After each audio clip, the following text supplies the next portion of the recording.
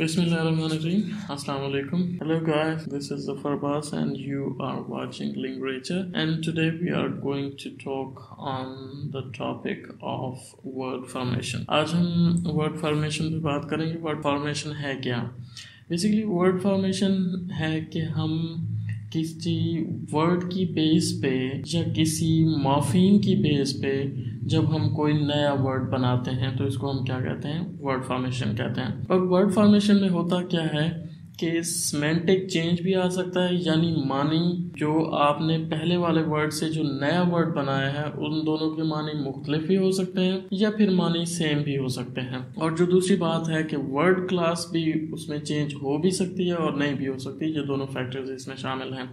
जिस तरह से इंफॉर्मेशन और इंटरटेनमेंट दो वर्ड्स हैं, इन दोनों को आपस में मर्ज करने से हमने इंफोटेनमेंट का एक नया वर्ड हमने क्रिएट किया, जिसके दोनों इंफॉर्मेशन वाला मीनिंग भी उसमें आ रहा है और इंटरटेनमेंट वाला मीनिंग भी उसमें आ रहा है। और इंफॉर्मेशन भी एक नाउन है और इंटरटेनमेंट भी नाउन है, तो इंफोटेनमेंट एक नाउन बना। तो इसमें जो सिमेंटिक चेंज है वो आया, लेकिन दोनों वर्ड्स के मीनिंग उसके अंदर मर्ज कर गए और आ रहे हैं। और दूसरा वर्ड क्लास इसमें चेंज नहीं हुई। अब इसी तरह से दूसरा वर्ड है लिंगरेचर, जो कि मेरे चैनल का नाम है, जो कि लिंग्विस्टिक्स और लिटरेचर से मिलके बना है। वर्ड फॉर्मेशन का जो प्रोसेस है ये सारा का सारा रिलेटेड है लेक्सिकल और डेरिवेशनल मॉर्फोलॉजी के साथ। अब अगर आपके पास वर्ड फॉर्मेशन की इससे बेहतर डेफिनेशन है तो आप प्लीज इसे कमेंट कीजिए ताकि दूसरे लोग पढ़ें और उनका भी फायदा हो जाए। अब हम देखते हैं कि वर्ड फॉर्मेशन की जो इम्पोर्टेंस है वो क्या है या उसका स्कोप क्या है। वर्ड फॉर्मेशन का जो स्कोप है उसको हम इस बात से जज कर सकते हैं, इस फैक्टर से हम जज कर सकते हैं कि ये ऑर्डिनरी जो लैंग्वेज यूज़र है उससे लेके लिंग्विस्ट तक, जो कि एक्सपर्ट होता है किसी लैंग्वेज का या उसको जज करता है या उसको स्टडी करता है, हर शख्स यानी ऑर्डिनरी लैंग्वेज यूजर से लेके एक लैंग्वेज एक्सपर्ट या लैंग्वेज को स्टडी करने वाला जो बंदा है लिंग्विस्ट, वो के दरमियान में हर शख्स वो वर्ड फॉर्मेशन से क्या करता है, अपनी लैंग्वेज को सेल्फ एक्सप्लिसिट बनाता है, वाज़ेह करता है, अपनी लैंग्वेज को अट्रैक्टिव बनाने के लिए इसे इस्तेमाल करता है अपने इंटरेस्ट और कैडर के accordingly. Word formation help out करता है जर्नलिस्ट को कि वो अपनी स्टोरीज को किस तरह से उसने क्रिएट करना है, और इसी तरह से राइटर और कॉपी राइटर जो होते हैं वो अपने कंटेंट्स को क्रिएट करने के लिए वर्ड फॉर्मेशन को यूज करते हैं। और जो टीचर्स होते हैं वो अपनी इंस्ट्रक्शंस और उन इंफॉर्मेशंस को जो वो अपने स्टूडेंट्स को दे रहे होते हैं उस दौरान वो वर्ड फॉर्मेशन से हेल्प आउट हो रहे होते हैं। ये जो तमाम लोग हैं ये वर्ड फॉर्मेशन के बेनिफिटर्स हैं, यानी वहां से ये फायदा लेते हैं। इससे भी एक इम्पोर्टेंट बात ये कि वर्ड फॉर्मेशन किस किस को फायदा देती है। वर्ड फॉर्मेशन बजाते खुद लैंग्वेज को भी फायदा देती है। अब इसमें देखें कि इंग्लिश लैंग्वेज है, ये दूसरी लैंग्वेजेस से वर्ड को बारो करती रहती है और अपनी इंग्लिश लैंग्वेज में बजाते खुद वो वर्ड्स जो बारोड वर्ड्स जो होते हैं या लोन वर्ड्स जो होते हैं वो इंग्लिश का हिस्सा बनते रहते हैं। इस तरह से क्या है, लैंग्वेज जिंदा रहती है।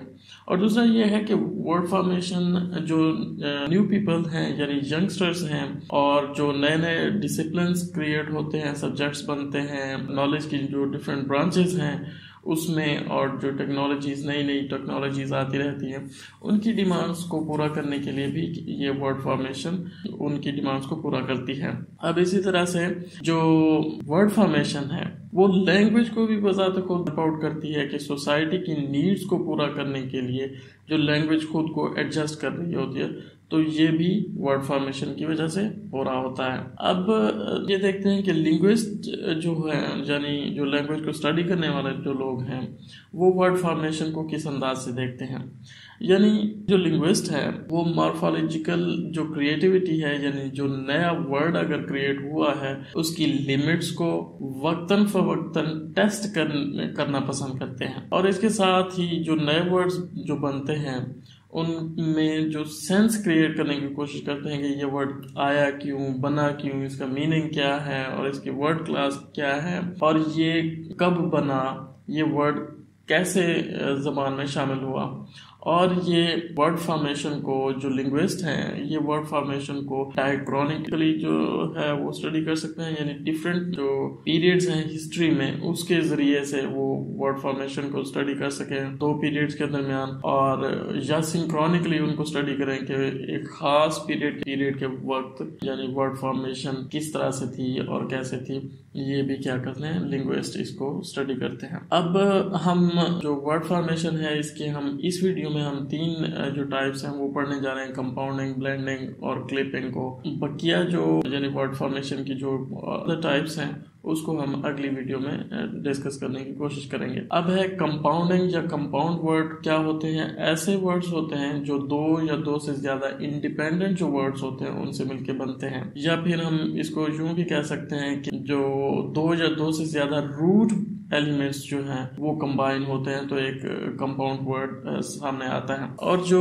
रूट मॉर्फीम है या रूट एलिमेंट है या रूट वर्ड है वो क्या होता है, वो एक ऐसा वर्ड होता है कि जिसका अपना मीनिंग होता है कि बगैर किसी दूसरे मॉर्फीम के ऐड होने के बगैर भी उसका मीनिंग यानी रूट मॉर्फीम के अंदर मौजूद होता है, तो उसे हम वर्ड के अंदर मौजूद होता है तो उसे हम रूट मॉर्फीम कहते हैं। जिस तरह से एग्जांपल है एयरक्राफ्ट। अब 2 इंडिपेंडेंट वर्ड हैं एयर और क्राफ्ट, इन दोनों ने मिलके एक एयरक्राफ्ट एक वर्ड को क्रिएट। अगर आपके पास जो कंपाउंड वर्ड्स की इससे भी बेहतर कोई डेफिनेशन है या आपके पास अगर कोई और डेफिनेशन है वो कमेंट कीजिए ताकि आपके कमेंट्स पढ़ के दूसरों का फायदा हो, आपके कमेंट्स पढ़ के दूसरे लोग उससे फायदा उठा सकें। अब इसी तरह से एग्जांपल्स ऑफ कंपाउंडिंग है कि रूट मॉर्फीम या डिपेंडेंट वर्ड 2 इंडिपेंडेंट वर्ड्स हैं उससे हम कंपाउंड वर्ड्स जो है ना उससे कौन से क्रिएट हो रहे हैं, तो इसमें चंद एक एग्जांपल्स मैंने दी हैं। एयरक्राफ्ट, एयर और क्राफ्ट इन दोनों से मिलकर एयरक्राफ्ट बना, ब्रेक और फास्ट से ब्रेकफास्ट बना, डॉग हाउस से डॉग हाउस बना, और फायर प्लेस से फायर प्लेस, टेक्स्ट बुक से टेक्स्ट और बुक से टेक्स्ट बुक। और यहाँ पे आप देख सकते हैं कि टेक्स्ट भी एक क्या है, नाउन है और बुक भी नाउन है, तो टेक्स्ट बुक एक नाउन बना और इनका मीनिंग आपस का जो मीनिंग है यानी दरसी किताब या टेक्स्ट बुक, मीनिंग भी इसमें सेमेंटिक चेंज इसमें नहीं आ रहा और इसमें वर्ड क्लास है वो भी चेंज नहीं हो रही। हार्ड और ड्राइव, हार्ड वर्ड है एडजेक्टिव है और ड्राइव जो है ना वर्ब है।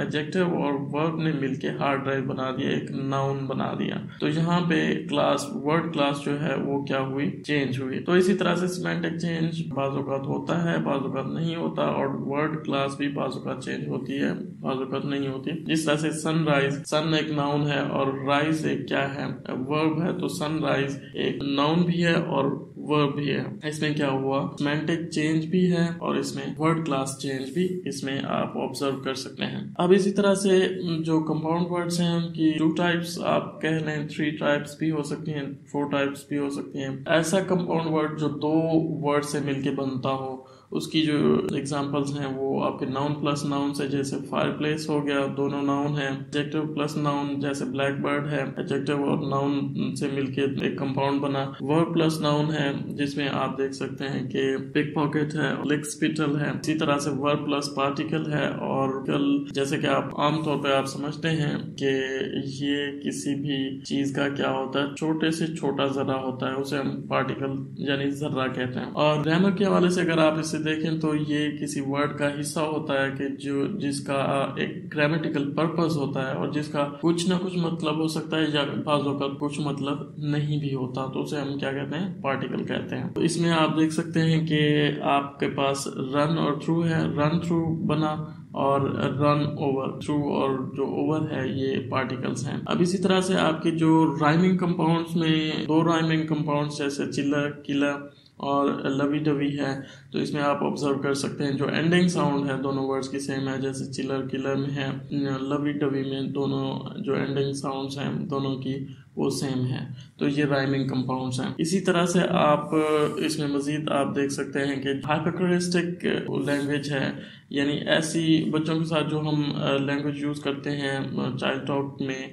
हम जो निक नेम्स बनाते हैं को हम हाइपोक्रिस्टिक कहते हैं। इसमें आप जैसे देख सकते हैं पिगी विगी है और हैनी पैनी है, तो इसमें आप देख सकते हैं एक ही वर्ड जो एक निक नेम बना तो उसके साथ हमने दूसरा भी बना दिया। अब नेक्स्ट आप देख सकते हैं वॉल डिफरेंस जो कंपाउंड्स है उसमें आप जिग और जैग है, तो इसमें जो मिडल वॉल साउंड है ई साउंड को हमने एड में चेंज किया तो जिग और जैग बना। टिकटॉक में भी आप ये चीज बीच में ऑब्जर्व कर सकते हैं कि वॉल साउंड के चेंज होने से एक नया वर्ड इसमें क्रिएट हुआ। अब इसी तरह से जो 3 वर्ड कंपाउंड्स हैं उसमें आप देखें तो आपको पिकअप, ट्रक नजर आता है, यानी कि 3 वर्ड्स का जो कॉम्बिनेशन है इससे एक कंपाउंड वर्ड बना। और जो नेक्स्ट है आपके पास एक वर्ड है top rack dish washer safe. अब इसमें आप ढूंढिए कि इसमें कितने वर्ड्स हैं। ये कंपाउंड वर्ड है, कमेंट करके बताना है कि इसमें कितने वर्ड्स हैं, वो कितने हैं। और एक ऐसा कंपाउंड वर्ड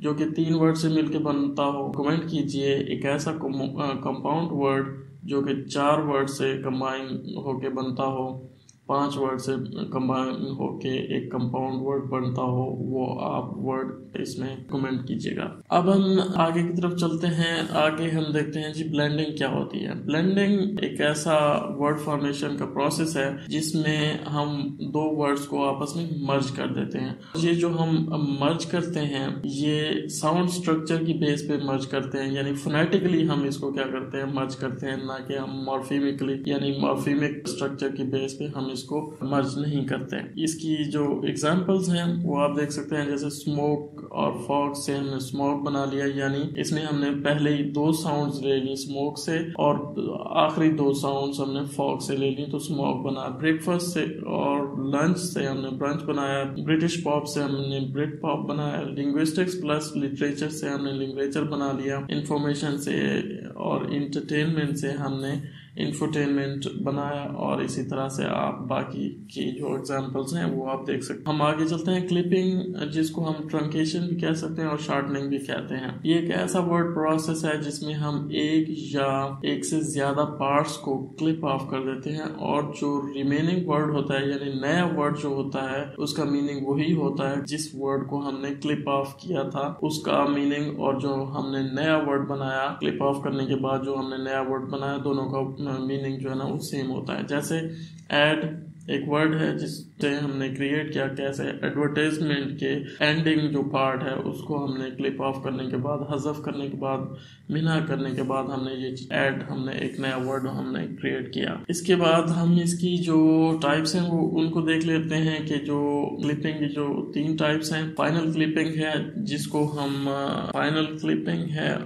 हम एपोकॉपी भी कहते हैं, एपोकॉपी, ठीक है। एपोकॉपी में या फाइनल क्लिपिंग में हम क्या करते हैं, जो फाइनल जो पार्ट होता है किसी वर्ड का उसको हम हज़फ कर देते हैं, उसको हम कट ऑफ कर देते हैं या क्लिप ऑफ कर देते हैं। जो बिगनिंग पार्ट है वर्ड का वो रह जाता है। जिस तरह से एडवर्टाइजमेंट या एडवर्टाइजमेंट, जो कि यूएसए में एडवर्टाइजमेंट कहते हैं और यूके में एडवर्टाइजमेंट कहते हैं, इस का जो फाइनल पार्ट है वो हमने उसको क्लिप ऑफ कर दिया तो हमारे पास ऐड एक न्यू वर्ड क्रिएट हुआ। जैसे एग्जामिनेशन है उसका जो फाइनल पार्ट है उसको हमने क्लिप ऑफ कर दिया तो हमारे पास एग्जाम एक वर्ड क्रिएट हुआ जिसका मीनिंग वही है जो कि एग्जामिनेशन का है। अब उसके बाद है इनिशियल क्लिपिंग। इनिशियल क्लिपिंग को हम एफेरेसिस कहते हैं।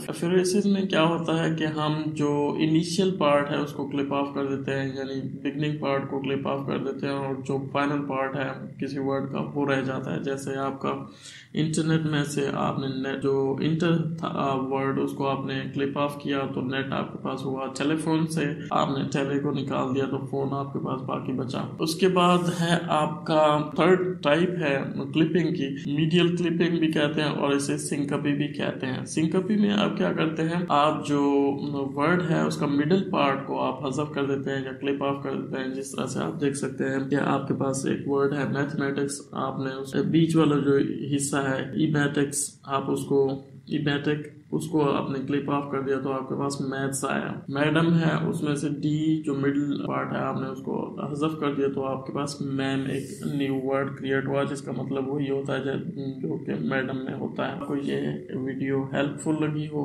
तो इस वीडियो को लाइक कीजिएगा, चैनल को सब्सक्राइब कीजिएगा और अपने दोस्तों के साथ शेयर जरूर कीजिएगा। और जो नेक्स्ट वीडियो है वर्ड फॉर्मेशन की उसको आपने जरूर देखना है। Thank you.